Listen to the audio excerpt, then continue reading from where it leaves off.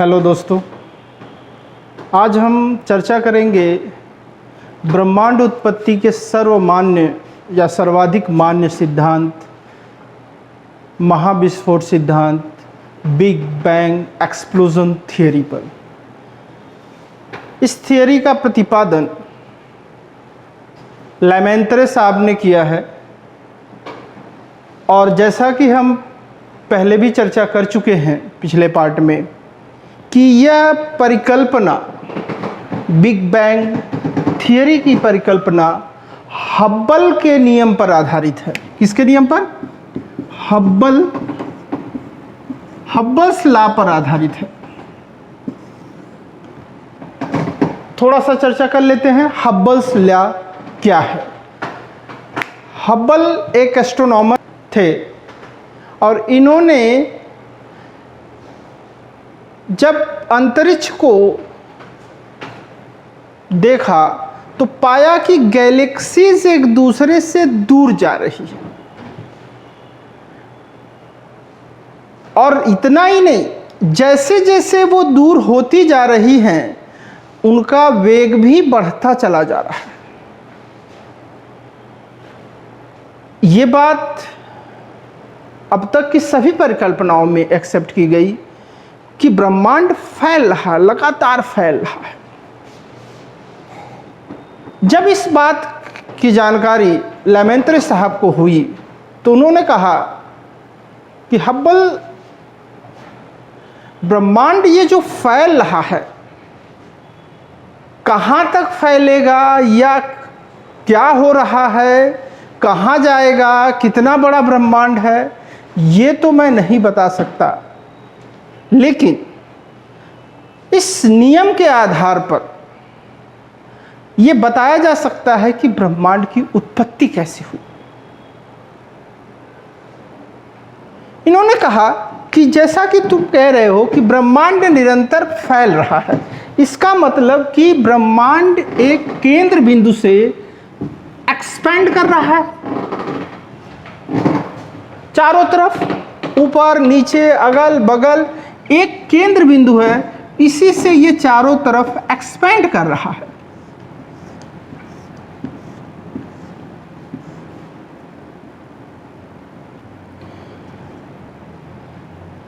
मान लीजिए यहां पे ब्रह्मांड रहा हो किसी समय, तो इसके बाद ये ब्रह्मांड कहां पहुंच गया? यहां। ये हब्बल्स बताया कि ब्रह्मांड ऐसे फैल रहा है। जैसा कि मैं पहले भी इस पे चर्चा कर चुका हूं, क्योंकि इसी थियरी पर यह परिकल्पना आधारित है, इसलिए इस पे पुनः चर्चा करना पड़ रहा है। इसके बाद भी ब्रह्मांड निरंतर फैलता जा रहा है, निरंतर फैलता जा रहा है।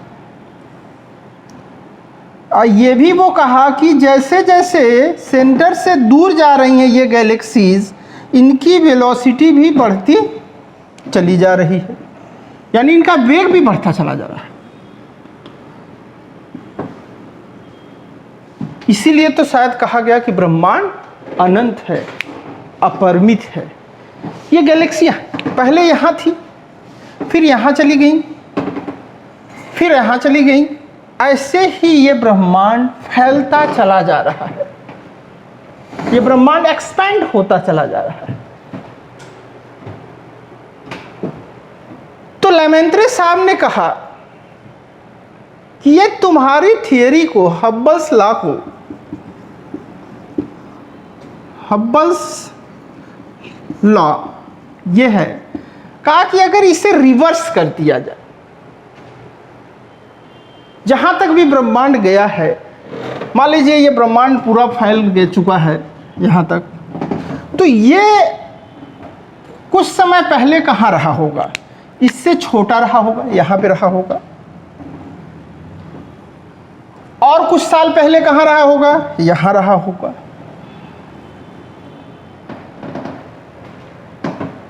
1 करोड़ साल पहले कहां रहा होगा? यहां रहा होगा।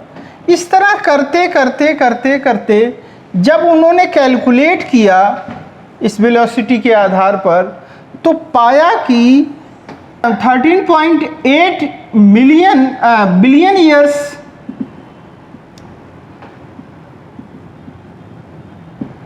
पहले, यानी 13.8 अरब वर्ष पहले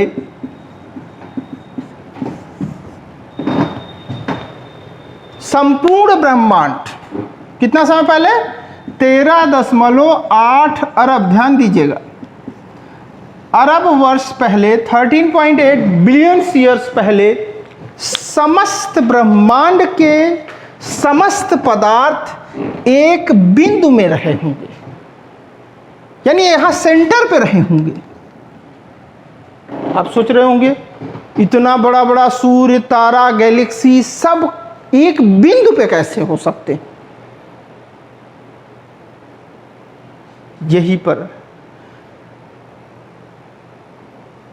यही इस सिद्धांत की खूबी है, यानी कि दो चीजें हैं आज इस ब्रह्मांड में, दो चीजें हैं, एक एनर्जी है और दूसरा मास है।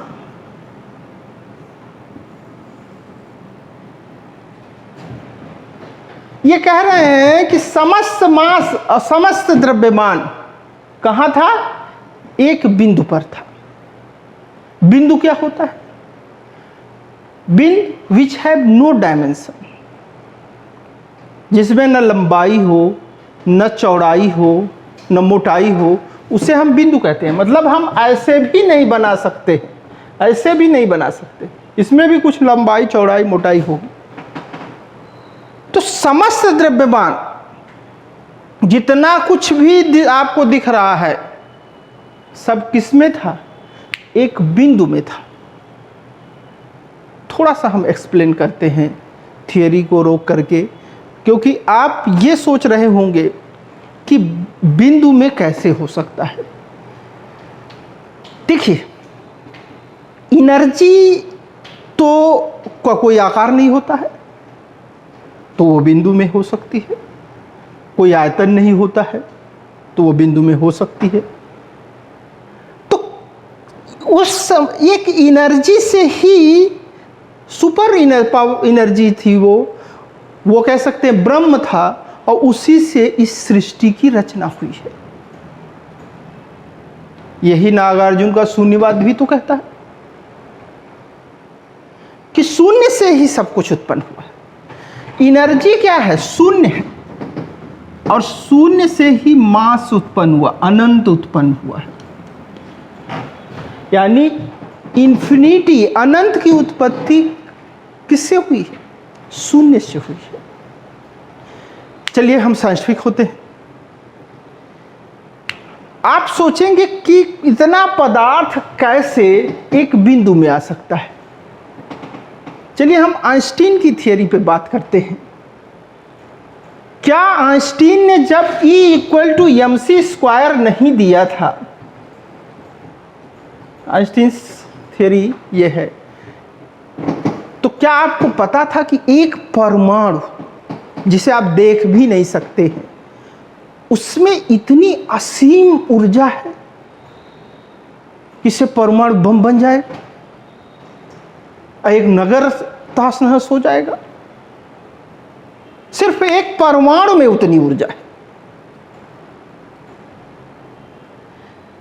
यानी आइंस्टीन साहब ये बता दिए कि मास को एनर्जी में चेंज किया जा सकता है। मास can be change into energy.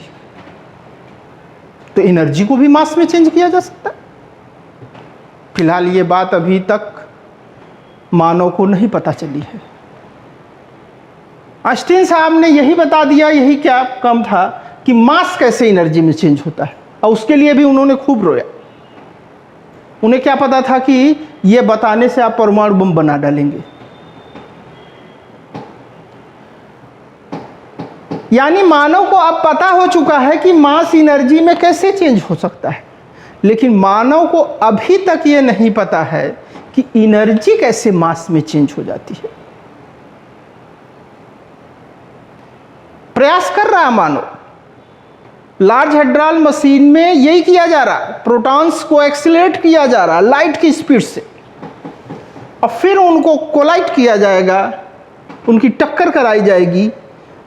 तो आप जानते हैं कोई भी मास जब प्रकाश की गति पे होता है तो उसका मास 0 हो जाता है। तो जब मास 0 हो जाएगा तो m1 m2 के बीच की दूरी 0 हो जाती है। तो ये हम कोशिश कर रहे हैं कि क्या बनेगा लार्ज हेड्रल मशीन से। टक्कर हम एक बार कराए भी, फिलहाल कोई बहुत तार्किक परिणाम नहीं निकला, फिर भी जो निकला उसे हम गॉड पार्टिकल बोल दिए। लेकिन सच तो यही है कि अभी कुछ भी नहीं पता चल पाया है, और न तो पता चल पाएगा। हम ये दावा करते हैं, जो हमारी जानकारी है, कि मानव की बुद्धि सीमित है। तो ये बताओ, जिस कंप्यूटर को आपने बनाया है वो कंप्यूटर आपको जान जाएगा? प्रयास ही गलत किया जा रहा है। मानव कभी भी नहीं जान सकता कि एनर्जी को मास में कैसे बदला जा सकता है। आप सोचिए, एक छोटा सा बीज होता है, एक छोटा सा, और कितना विशाल पेड़ बन जाता है। आम का बीज इतना छोटा सा, बरगद का बीज बहुत छोटा सा। बरगद का बीज कितना बड़ा है, चिड़िया बीट करती है उसके अंदर होता है छोटा सा, और उससे कितना विशाल काय पेड़ बनता है। इतना मास कहां से आता है? उस बीज से इतना मास आ गया। तो आप जानते होंगे फोटोसिंथेसिस, सूर्य की ऊर्जा से भोजन बनाते बनाते वो मास बना देता है। तो गॉड जानता है कि ऊर्जा से मास कैसे बनता है, लेकिन हम नहीं जानते। हम मां के पेट में एक भ्रूण थे और आज इतना बड़ा शरीर। ये मास कहां से आया? ये गॉड नोस। ठीक इसी तरह से बिग बैंग थियरी कहती है कि ब्रह्मांड का समस्त पदार्थ एक बिंदु पर निहित था। उस बिंदु को आद्य परमाणु कहा। क्या कहा? आद्य परमाणु, प्रीमिटिव एटम, प्रीमिटिव एटम। इसी आद्य परमाणु में विस्फोट हुआ तो ब्रह्मांड की उत्पत्ति हुई। इसी पॉइंट में विस्फोट हुआ, जिसका न कोई आकार है, न कोई साइज है, न कोई रूपरेखा है। ये लंबाई न चौड़ाई न मोटाई कुछ भी नहीं है। इसी में अचानक विस्फोट हुआ, जिसे बिग बैंग एक्सप्लोजन कहा, और उसी एक्सप्लोजन से ब्रह्मांड की उत्पत्ति हुई। इस बिंदु को आद्य परमाणु कहा गया, जिसमें विस्फोट हुआ। आइए, यह भी बात आपको समझना होगा कि ये विस्फोट से क्या अचानक पानी बन गया, अचानक लोहा बन गया, अचानक हाइड्रोजन बन गया, अचानक हीलियम बन गया? ऐसा नहीं हुआ। इसको समझने के लिए थोड़ा साइंटिफिक ढंग से समझते हैं। देखिए, इसमें जब विस्फोट हुआ तो ऐसा नहीं कि सब कुछ अचानक बन गया। विस्फोट के बाद के समय को दो इरा में बांट सकते हैं। रेडिएटिव इरा और दूसरा है मैटर इरा।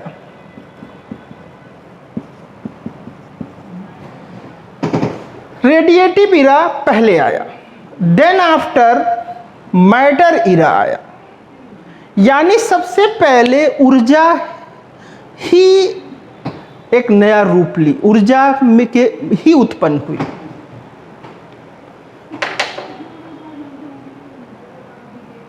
कैसे हुआ?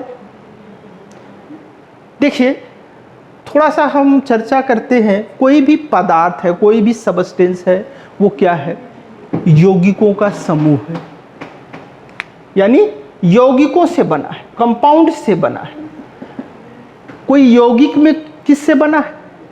तो मॉलिक्यूल्स से बना है, अणुओं से बना है। अणु किससे बने हैं? जैसे मान लीजिए यौगिक कोई H2O है, तो H2O किससे? हाइड्रोजन और ऑक्सीजन से बना है। हाइड्रोजन किससे बना है या ऑक्सीजन किससे बना है? वो परमाणुओं से बना है, एटम से बना है। यानी हाइड्रोजन के 2 परमाणु मिलते हैं तो H2 बन जाता है। काफी दिनों तक हम ये समझे कि सब कुछ परमाणुओं से बना हुआ है, परमाणु अविभाज्य है। लेकिन जब फिजिक्स और विकसित हुई तब पता चला कि परमाणु भी विभाज्य है, और ये इलेक्ट्रॉन, प्रोटॉन और न्यूट्रॉन से बने हुए हैं। और जब और फिजिक्स डेवलप हुई तब ये पता चला कि ये भी विभाज्य है। ये पार्टिकल्स एंटी पार्टिकल्स से बने हुए हैं, क्वार्क एंड एंटी क्वार्क से बने हुए हैं। पार्टिकल्स एंटी पार्टिकल क्या होते हैं? जैसे इलेक्ट्रॉन है, उसका एंटी पार्टिकल पॉजिट्रॉन, यानी जब दोनों मिलेंगे तो दोनों एक दूसरे को खत्म कर देंगे। जिस तरह कि जब एक है तभी दूसरा होगा। जैसे मान लीजिए एक मिरर में मैं जब आऊं तो मेरी छाया भी आ जाए, जब मैं हट जाऊं तो मेरी छाया भी हट जाए। वैसे ही जब अगर कोई भी पार्टिकल होगा तो उसका एक एंटी पार्टिकल होगा। बहुत से इन्हीं को हम मूल कण कहते हैं, फंडामेंटल पार्टिकल कहते हैं। और अब तक बहुत सारे फंडामेंटल पार्टिकल्स का पता चल चुका है। इलेक्ट्रॉन, प्रोटॉन, न्यूट्रॉन, पाई मेसान, बहुत सारे। तो इस तरह से हमें ये पता चला, फोटॉन्स, तो इस तरह से हमको ये पता चला कि परमाणु भी विभाज्य हैं। वो इलेक्ट्रॉन, प्रोटॉन, न्यूट्रॉन में छूट सकते हैं, ये भी विभाज्य हैं। तो शुरू में जब ब्रह्मांड की उत्पत्ति हुई, यानी प्रिमिटिव एटम में विस्फोट हुआ, तो सबसे पहले क्या हुआ? पहले ऊर्जा उत्पन्न हुई, और इस ऊर्जा में हुआ क्या कि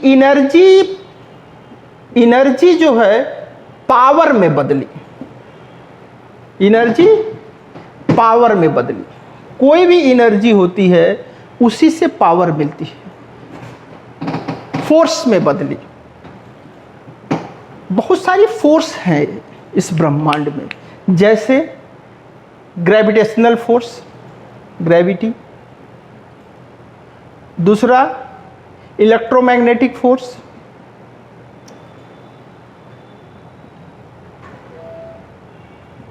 तीसरा स्ट्रॉन्ग फोर्स। चौथा वीक फोर्स। ये 4 मुख्य फोर्स डेवलप हुई। यही 4 मुख्य फोर्स ही हैं ब्रह्मांड में, और ये हम नहीं बता सकते कि ये क्यों। पृथ्वी हर चीज को खींचती है, लेकिन क्यों खींचती है? तो आप कहेंगे मास के कारण खींचती है। तो मास क्यों खींचता है? तो वो उसका नेचर है कि अगर मास होगा तो वो एक फोर्स लगाएगा, ग्रेविटेशनल फोर्स। लेकिन क्यों लगाता है ये आज तक कोई नहीं जान पाया। तो सबसे पहले ये फोर्स डेवलप हुई, जिसको हम प्लांक इपोच कहते हैं। यानी कि हमने कहा कि विस्फोट को 2 ईरा में हम बांटते हैं। पहला रेडिएटिव ईरा और दूसरा मैटर ईरा। यानी कि सबसे पहले रेडिएटिव ईरा है, और रेडिएटिव ईरा में खुद कई चरण हैं, तब जाकर के मैटर ईरा, यानी एनर्जी कई फॉर्म में बदलते हुए तब पदार्थ में बदली है। और हम लार्ज हेड्रल मशीन से सोच रहे हैं तुरंत जान जाए। भाई एनर्जी, लाइट भी क्या है? एक एनर्जी है। लेकिन आप शायद फिजिक्स में पढ़े होंगे, light have dual nature, particle and wave both.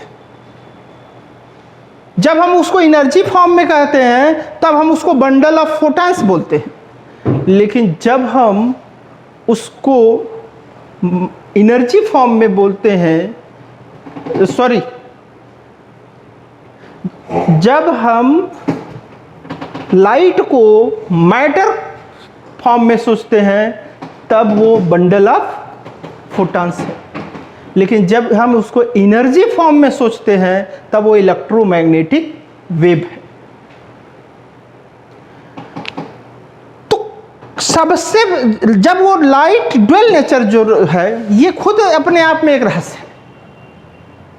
उसी तरह से सबसे पहले रेडिएटिव इरा आया, यानी सबसे पहले एनर्जी, और वही एनर्जी यानी चेतना, वही चेतना जड़ में बदलती है। कैसे जड़ में बदलती है, मैटर में कैसे बदलती है, ये समझना है। यानी रेडिएट विस्फोट हुआ किसमें? प्रिमिटिव एटम में विस्फोट हुआ। उसके बाद सबसे पहले हुआ रेडिएटिव इरा चला। रेडिएटिव इरा के कई चरण हैं जिन्हें इपोच बोल सकते हैं हम। चलिए इस चार्ट के सहायता से ये समझने की कोशिश करते हैं कि कैसे एनर्जी मास में बदली। जब बिग बैंग एक्सप्लोजन हुआ, जब बिग बैंग विस्फोट हुआ, प्रिमिटिव एटम में महाविस्फोट हुआ, तो सबसे पहले क्या हुआ? At the time of explosion सबसे पहले उसको प्लैंक इपोच के नाम से कहते हैं। प्लैंक इपोच का मतलब है कि इस इपोच में हमारा सबसे पहले पावर जनरेट हुआ। कौन कौन सा पावर? ग्रेविटेशनल फोर्स, और कौन सी force? Strong force, electromagnetic force,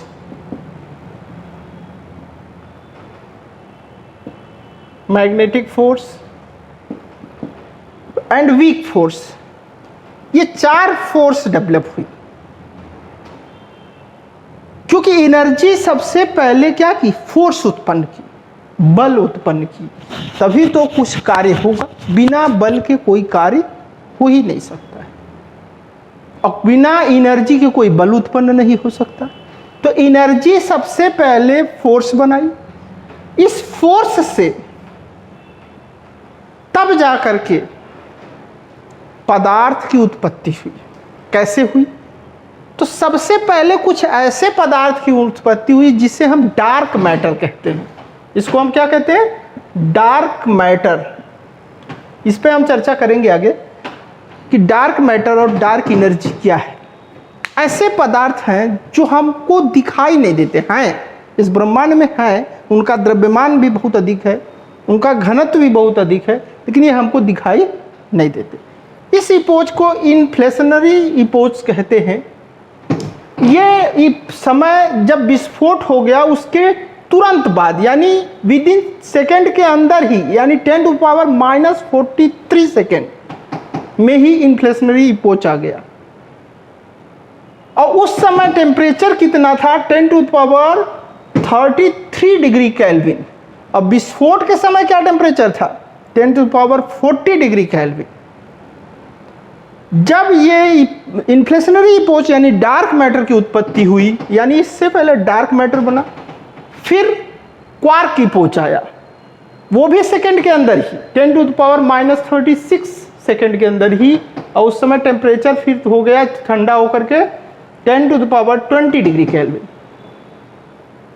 इसी समय पार्टिकल्स और एंटी पार्टिकल मूल कणों की उत्पत्ति हुई। मूल कण क्या है? इलेक्ट्रॉन, प्रोटॉन, न्यूट्रॉन, पॉजिट्रॉन, ये सब मूल कण बने। और उन मूल कणों से पार्टिकल्स और एंटी पार्टिकल्स से तब जाकर के इलेक्ट्रॉन बना।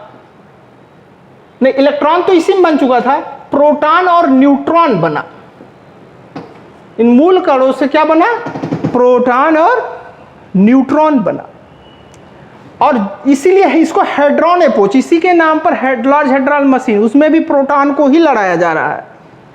तो ये समय कब आया? वो भी सेकंड के अंदर ही हो रहा है। अभी 1 सेकंड नहीं हुआ विस्फोट के, 10⁻12 सेकंड में ही हेड्रोनिक पोच आ गया और उसमें प्रोटॉन और न्यूट्रॉन की उत्पत्ति हुई। और हमारा ब्रह्मांड अभी भी बहुत छोटा ही है और 10⁻16 डिग्री केल्विन टेम्परेचर हो गया।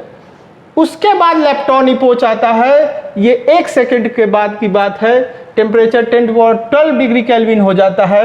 और इसमें होता क्या है कि इलेक्ट्रॉन और प्रोटॉन दोनों कंबाइन होके न्यूक्लियस के चारों ओर इलेक्ट्रॉन घूमने की कोशिश करता है और जिससे बन जाता है न्यूक्लियर इपोच।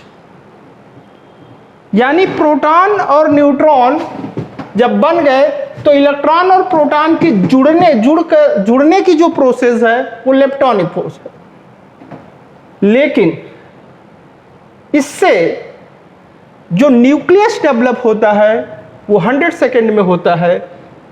यानी एक परमाणु बनने की प्रक्रिया जब शुरू होती है, एक न्यूक्लियस पहले बनेगा तो उसमें न्यूट्रॉन और प्रोटॉन न्यूक्लियस में रहेगा, वो प्रोसेस 100 सेकेंड में होती है। और उसी न्यूक्लियस के बाद मैटर इरातब पदार्थ, दिश्य पदार्थों की उत्पत्ति होती है। उसको भी 2 पार्ट में बांट सकते हैं, एटॉमिक इपोच और रिकम्बिनेशन। यानी पहले बहुत एटम्स एटम्स बने, जो 105 109 एटम्स आप अभी जानते होंगे, फिर वो आपस में मिले, यौगिक बने, फिर पदार्थ बने और ब्रह्मांड फैलता चला गया। तो ये है ब्रह्मांड उत्पत्ति। यानी ब्रह्मांड की उत्पत्ति ऐसा नहीं कि महाविस्फोट से तुरंत ब्रह्मांड बन गया, तुरंत पदार्थ प्रकाश में आ गया, नहीं। धीरे धीरे एनर्जी कैसे मैटर में बदली, उसका एक सरल विवरण हमने आपको देने का प्रयास किया है कि पहले एनर्जी थी, धीरे धीरे वो एनर्जी धीरे धीरे मैटर में बदल रही है, या चेतना धीरे धीरे जड़ में बदल रही है। यही तो शायद गीता में भी कहा गया कि सब ब्रह्मांड मुझसे उत्पन्न हुआ है। यही शून्यवाद सिद्धांत में भी कहा गया कि सब कुछ शून्य से उत्पन्न हुआ है, यानी सब एनर्जी से उत्पन्न हुआ है। और एनर्जी कौन है? गॉड है। चेतन कौन है? गॉड है। और उसी चेतना से सब कुछ उत्पन्न हुआ है, जड़ भी उत्पन्न हुआ। आगे हम चर्चा करेंगे कि ये ब्रह्मांड का भविष्य क्या है। ब्रह्मांड की उत्पत्ति तो समझ में आ गई कि ब्रह्मांड कैसे उत्पन्न हुआ। प्रिमिटिव एटम में विस्फोट हुआ, समस्त ब्रह्मांड का द्रव्यमान एक बिंदु पे था और उसी में विस्फोट हुआ और धीरे धीरे एनर्जी मैटर में बदली। कैसे बदली, इसका एक विवरण हमने आपको दे दिया। अब आइए चर्चा करते हैं कि ब्रह्मांड का भविष्य क्या है। आखिर इस ब्रह्मांड जो उत्पन्न हुआ है, ये जो ब्रह्मांड फैलता चला जा रहा है, इसका अंत क्या है, क्या होगा। इसके लिए बहुत सारी परिकल्पनाएं आई हैं, लेकिन 2 परिकल्पनाएं ज़्यादा चर्चित हैं जिनका विवरण हम यहाँ पे करने जा रहे हैं। ब्रह्मांड के भविष्य के बारे में अब तक 2 परिकल्पनाएं विकसित हुई हैं। सबसे पहली परिकल्पना है ऑल इन वन, यानी कि ये फैलता हुआ ब्रह्मांड लगातार फैलते फैलते फैलते फैलते फैलते अनंत में खो जाएगा। ये ऑल इन वन यानी अनऑब्जर्वेबल यूनिवर्स में चला जाएगा। लेकिन ये परिकल्पना बहुत तार्किक नहीं लगी और ज़्यादा मान्यता भी इसको नहीं मिली है। ये जो दूसरी परिकल्पना है, बिग क्रंच सिद्धांत, बिग क्रंच थियरी, ये परिकल्पना आज सर्वाधिक मान्य है कि ब्रह्मांड ये जो फैल रहा है, एक दिन फैलना बंद कर देगा। क्यों बंद कर देगा? देखिए, इसके लिए आपको समझना पड़ेगा डार्क मैटर। डार्क मैटर ये क्या है? डार्क मैटर और डार्क एनर्जी।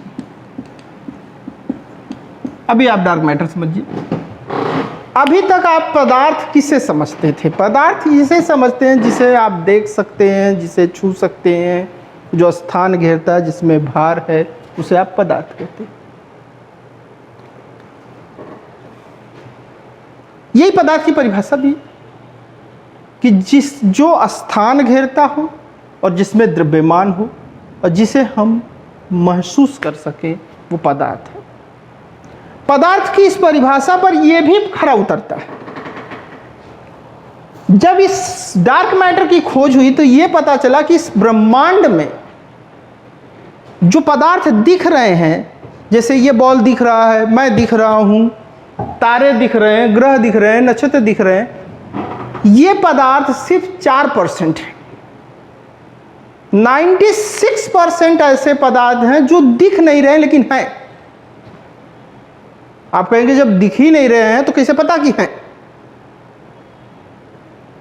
क्योंकि वो स्थान घेर रहे हैं, उनमें द्रव्यमान है, और तीसरी भी शर्त वो पूरी करते हैं, उन्हें हम महसूस करते हैं, प्रत्यक्ष तो नहीं, ठीक है, प्रत्यक्ष।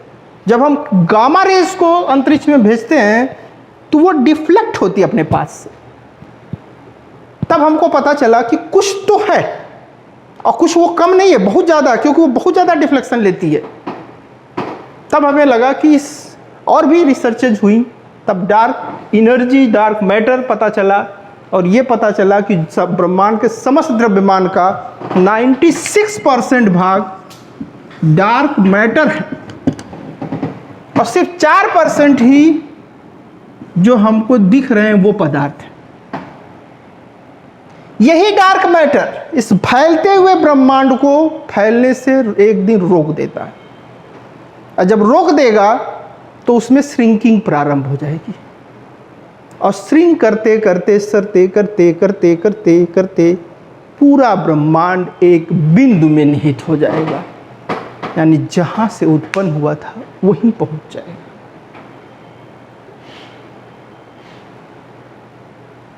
कृष्ण भगवान ने भी गीता में यही कहा कि समस्त सृष्टि मुझसे ही उत्पन्न हुई है और समस्त सृष्टि मुझ में ही समाहित हो रही है, और समस्त समाहित हो जाएगी। नागार्जुन ने भी सुनी बात कि शून्य से ही सब कुछ उत्पन्न हुआ है, और समस्त अनंत की उत्पत्ति शून्य से हुई है, और अनंत एक दिन शून्य में ही समाहित हो जाएगा। तो कहीं ना कहीं अध्यात्म और साइंस दोनों एक ही बात है, और सच एक ही होता है, वहाँ तक पहुँचने की बात है। लेकिन एक बात अंत में कहूँगा मैं वीडियो के, कि ये गॉड की रचना है, इसके रहस्यों को पूर्णतः नहीं सुलझाया जा सकता है, क्योंकि इसको समझना, गॉड को समझना है, और जब हमें गॉड बनाया है तो हम इसको तभी समझ सकते हैं जब हम उसमें समाहित हो जाएं। मृत्यु से पहले न हम गॉड को समझ सकते हैं, और मृत्यु से पहले न हम किसको, इस ब्रह्मांड को समझ सकते हैं। उसके कुछ अंश को समझ सकते हैं, एक बहुत छोटे अंश को समझ सकते हैं। अब ब्रह्मांड से तो समझ चुके होंगे कि हम कहाँ हैं, हम एक गैलेक्सी में, एक सौर मंडल के अंदर एक पृथ्वी जैसे छोटे से पिंड पे हैं, और ऐसे अनंत पिंड हैं, और हम उसके बनाने वाले को समझने की कोशिश कर रहे हैं, जो असंभव है। फिर भी जो जानकारी है, ऐसा नहीं कि जानकारी नहीं लेनी चाहिए, लेकिन घमंड नहीं करना चाहिए, या ये नहीं सोचना चाहिए कि एक दिन हम प्रकृति को जीत सकते हैं, गॉड को जीत सकते हैं। ऐसा संभव नहीं है। धन्यवाद, फिर मिलेंगे अगले वीडियो में।